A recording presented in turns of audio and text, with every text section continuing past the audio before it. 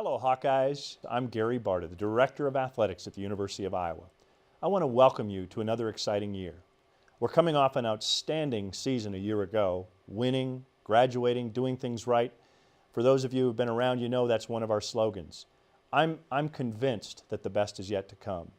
We have coaches who prepare you competitively. We have a staff in the Jardine Learning Center ready to assist you academically. In the Do It Right category, we have a compliance staff who stands by as a great resource to help answer questions, to troubleshoot, and to make sure that your eligibility is always intact. We have a long-standing history of doing things the right way, and you're a critical component to making sure that that continues. Again, I want to thank you in advance for all your hard work on the court, on the field, in the pool, in the mat, wherever it is that you're competing. I've had a chance to meet many of you. I look forward to making sure that during your career, I get a chance to meet all of you. Thanks in advance. On Iowa, go Hawks. This video is an introduction to compliance and eligibility in Division I athletics at the University of Iowa. In the next few minutes, we will review areas associated with the university, the Big Ten Conference, and NCAA regulations. By doing this, we hope to make you aware of a variety of issues that directly relate to your eligibility for and participation in intercollegiate athletics. You already have been given an opportunity to review the summary of NCAA regulations containing information on eligibility, playing seasons, amateurism, financial aid, drug testing, and recruiting. This information will now be reviewed, and at the conclusion of the presentation, you will have an opportunity to ask any questions that you may have regarding the rules and regulations.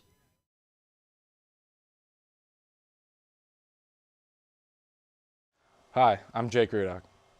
All student athletes are expected to abide by the Iowa Athletics Student Code of Conduct, which requires complete honesty in all matters. Additionally, any dishonesty relative to NCAA rules is a violation. Gambling on any college or professional sports is strictly prohibited. Furthermore, you will be declared ineligible if you knowingly provide information to individuals involved in gambling activities, solicit a bet on any intercollegiate or professional team, or participate in any other method employed by organized gambling, including but not limited to fantasy leagues, sports pools, internet gambling, or 800 numbers. The NCAA views sports gambling as a threat to the games that we all play here at Iowa. Wagering anything of value, such as cash or merchandise, on a professional or college game can lead to serious consequences. Whether it be betting on the winner of the Super Bowl or putting money into an NCAA basketball bracket challenge, sports wagering is seen as counter to the core principles of NCAA sports.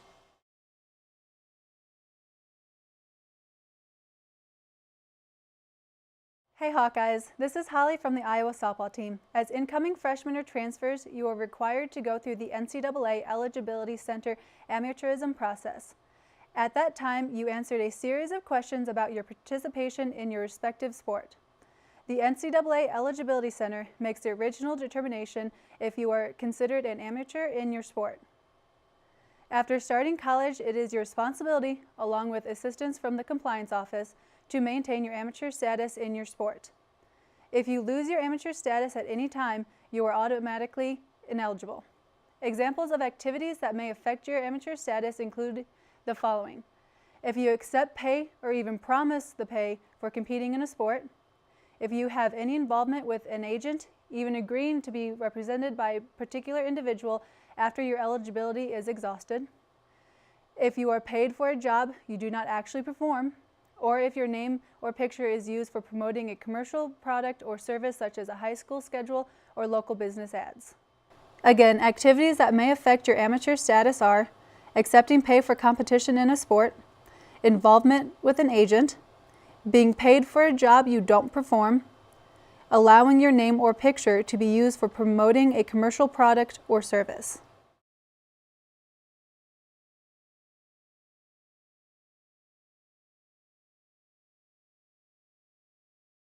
Hey Hawkeyes, this is Liz from the Iowa field hockey team.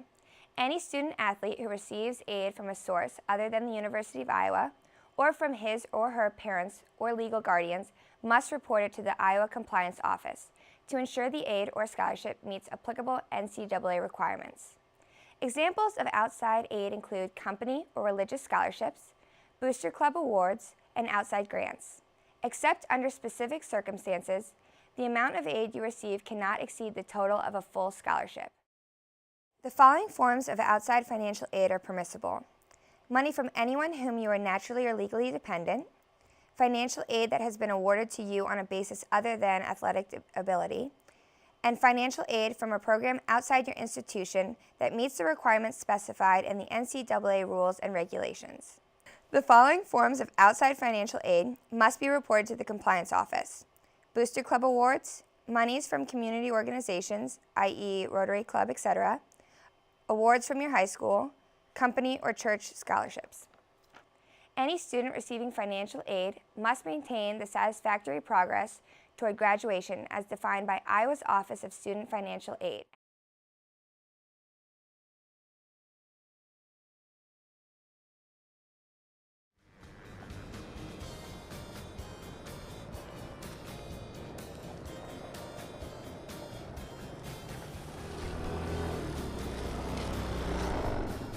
I'll just pick you up whenever your shift is done. All right, this shouldn't take long.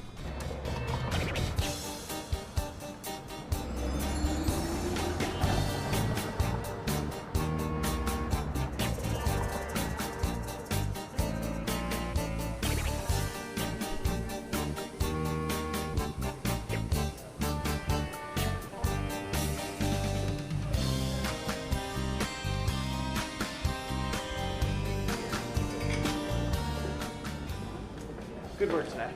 You're welcome.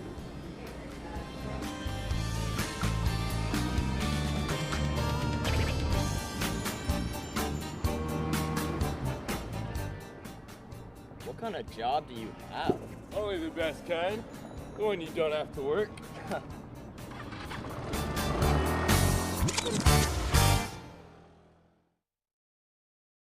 Student athletes should notify the Compliance Office prior to accepting any employment during the academic year. If at any time during your tenure at Iowa your employment status changes, you must notify the Iowa Compliance Office. Employment includes babysitting and doing odd jobs, as well as being employed at a place of business or on campus. Please remember to ask first before beginning any type of employment. In addition, it is permissible for you to conduct free-for-lesson instructions. Please see the Compliance Office prior to conducting any individual lessons.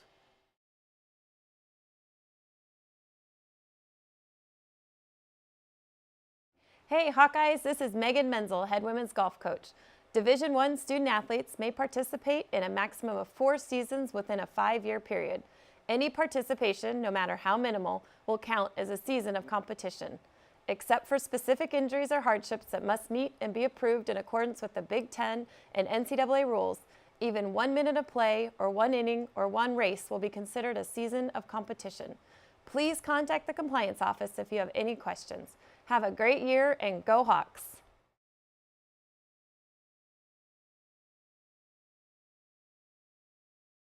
Hey Hawkeyes, this is Morven from the Iowa women's tennis team. Before a student athlete can participate in organized outside competition, such as a summer league, road race, competition with any team other than the University of Iowa, or as an individual, he or she needs to seek approval from the Compliance Office. In the sport of basketball, no organized outside competition is permissible during your tenure at Iowa, except for the limited specific circumstances, such as NCAA-approved summer leagues, i.e. prime time and game time. Written permission must be obtained from the Compliance Office prior to your participation in these activities. For all other sports, no organized competition is permissible during the academic year. Exceptions apply to Olympic game tryouts and competition in other specific NCAA-approved competition. Permission must be obtained from the Iowa faculty athletics representatives prior to your participation in such activities. If you compete on an outside team during the academic year without proper approval, you can be declared ineligible for the remainder of the current year and the next academic year.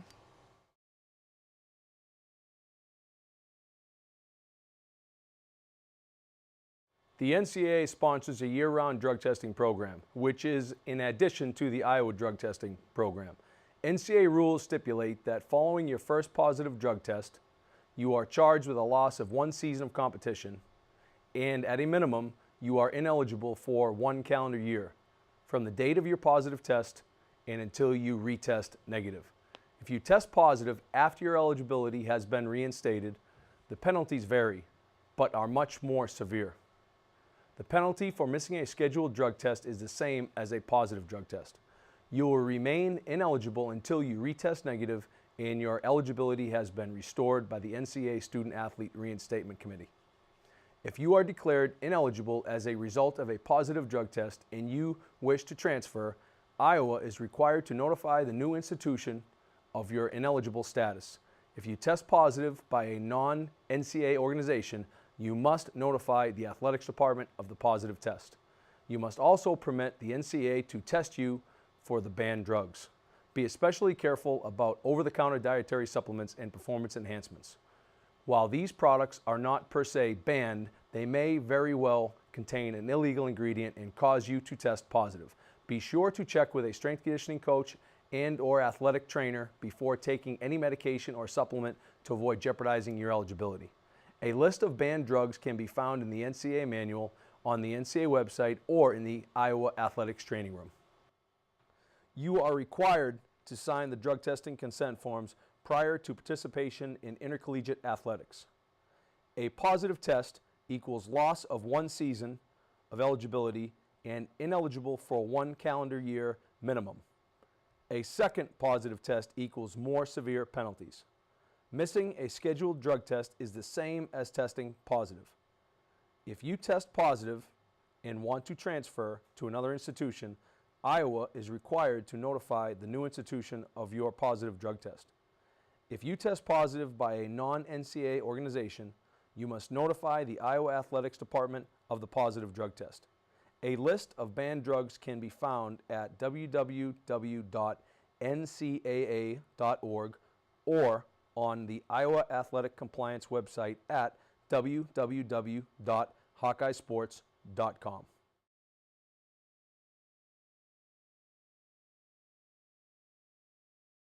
In season, your coach may only require you to participate in athletically related activities for a maximum of 20 hours per week, no more than 4 hours a day, with at least 1 day off per week. Practice may not be required following a competition. Voluntary activities are not included in these limits. However, if your coach is present during the voluntary activities, the time spent in the activity must count towards your hours for the week. A safety exception applies during the rules for event in track, gymnastics, swimming and diving, wrestling, and rowing. A coach may be present in these sports during voluntary workouts to provide safety instructions only. Out of season, your coach may ask you to participate in a maximum of 8 hours of strength and conditioning activities. Your coach may require individual instruction from a coach or staff member while your sport is considered out of season. However, these individual lessons may not exceed 2 hours of the 8-hour maximum per week. Countable athletically related activities include practice, weightlifting, conditioning, athletically related meetings, chalk talk, film review. Non-countable activities include dressing for and showering after practice, time spent in the training room, study hall, academic meetings, fundraising, and promotional activities. It is the responsibility of your coach to monitor the practice hours for your sport and maintain the appropriate records. The compliance office will be using the ACS software application to monitor each team's weekly carer logs. Student athletes will be asked to confirm their weekly required practice hours. The athletic compliance staff will be providing more information on carer at our new student transition seminars this fall semester.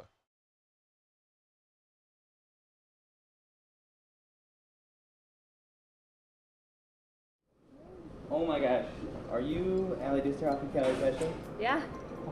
This is such an honor. You girls played one heck of a game last night. Thank you. Listen, you guys played so well that I think lunch is on me today. I'm sorry, sir, but that's actually against NCAA rules. Okay, I get it. Rules. Let's say there were 2 brand new mopeds outside Carver Hawkeye Arena and both of you scored 20 points next game. No, I don't think you understand. Okay, 2 Lamborghinis. Geez, twist my arm. No, like, you're really not getting it. Okay, 3 words. Cotton, candy, machine for both of you. I won't provide the flavoring, though. I won't do it. That's really nice, but... Okay, I'll provide the flavoring. Twist my arm, you two. Here's the thing. I have connections. I won't say where I got them. I just can say I can have you on the season finale of The Voice. Callie, I can publish that mystery novel you've been working on for years. Look, sir, if you really want to support our team, you should just come out to a game sometime and cheer us on. Oh, support. Loud and clear. No, we mean like actually cheer us on. Oh, yeah, sure. Yeah, great. I'll be at the next game then. I'll be there with bells on. No, literally, the shirt that I have, it's made of just bells. Go Hawks! That was really weird. Yeah, it was. How do you know about my mystery novel? Any athlete who received an extra benefit can be declared ineligible. An extra benefit is receipt of a product or service which is not authorized by the NCAA, is not incidental to your participation in athletics, or is not available to all students at Iowa. For example, you may receive certain academic services such as tutoring and advisors. Also permissible are certain medical services such as the training room and team physicians, travel expenses directly related to your participation in athletics, and an occasional meal provided by a coaching staff member.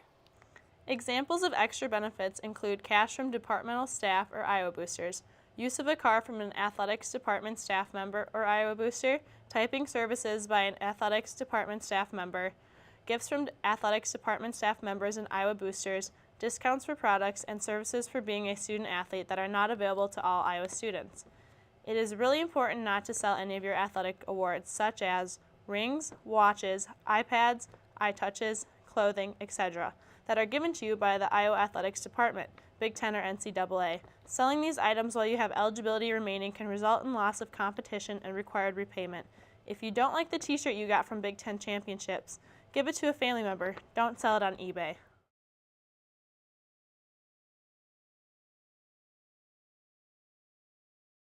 It's important we attract the highest level student and athlete at the University of Iowa.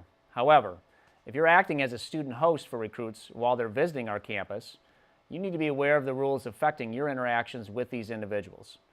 You have a responsibility to not only show the recruit a good time in Iowa City, but to be a good ambassador for your sport program and the University of Iowa. You've had the opportunity to review the student host guidelines when you completed your certification paperwork.